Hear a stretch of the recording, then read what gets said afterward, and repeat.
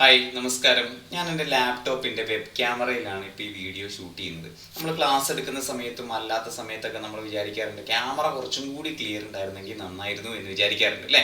അപ്പോൾ അതിനൊരു ചെറിയ പരിഹാരവുമായിട്ടാണ് ചെറിയൊരു സോഫ്റ്റ്വെയർ പരിചയപ്പെടുത്താൻ വേണ്ടിയിട്ടാണ് ഈ ഒരു ചെറിയ വീഡിയോയിൽ വന്നിട്ടുള്ളത്.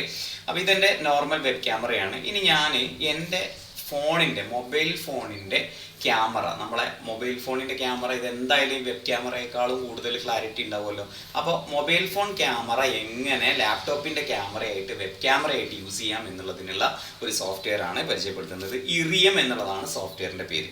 ഇറിയൻ എന്ന് പറയുന്ന ആപ്ലിക്കേഷൻ ആൻഡ്രോയിഡിലും iOS-ലൊക്കെ അവൈലബിൾ ആണ്. ആദ്യം മൊബൈൽ ഫോണിൽ അത് ഇൻസ്റ്റാൾ ചെയ്യുക. വെബിലും അതേപോലെ തന്നെ ഇറിയൻ എന്ന് സെർച്ച് ചെയ്തിട്ട് അതും ഇൻസ്റ്റാൾ ചെയ്യുക. വിൻഡോസിലും മാക്കിലും ഉബുണ്ടുവിലൊക്കെ അവൈലബിൾ ആണ്. അതും ഇൻസ്റ്റാൾ ചെയ്യുക. ശ്രദ്ധിക്കുക, രണ്ടും മൊബൈൽ ഫോണും അതുപോലെ തന്നെ ഡെസ്ക്ടോപ്പും സെയിം വൈഫൈയിലാണ് എന്ന് വെരിഫൈ ചെയ്യുക കേട്ടോ.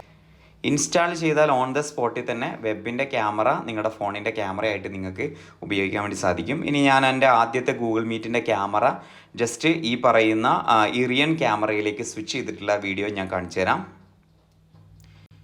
ഇപ്പോൾ നിങ്ങൾ കാണുന്നത് എൻ്റെ മൊബൈൽ ഫോണിൻ്റെ ക്യാമറ എൻ്റെ വെബ് ക്യാമറയ്ക്ക് പകരമായിട്ട് യൂസ് ചെയ്യുന്നതാണ്. ക്ലാരിറ്റിയുടെ ഒരു വ്യത്യാസം നിങ്ങൾക്ക് മനസ്സിലാവുന്നുണ്ട് വിചാരിക്കുന്നു. നിങ്ങളുടെ ഫോൺ എത്ര ക്ലാരിറ്റി കുറഞ്ഞതാണെങ്കിലും വെബ് ക്യാമറയേക്കാൾ കൂടുതൽ ക്ലാരിറ്റിയിൽ നിങ്ങൾക്ക് ക്ലാസ് എടുക്കാനും മറ്റു ആവശ്യങ്ങൾക്കൊക്കെ ആയിട്ട് ഉപയോഗിക്കാം. അപ്പോൾ വീഡിയോ മാത്രമല്ല, മൈക്രോഫോണും ഇതുപോലെ ഉപയോഗിക്കാം.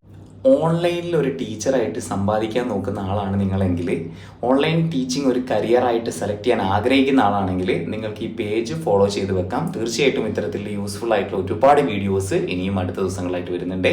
അടുത്ത വീഡിയോയിൽ കാണാം. താങ്ക്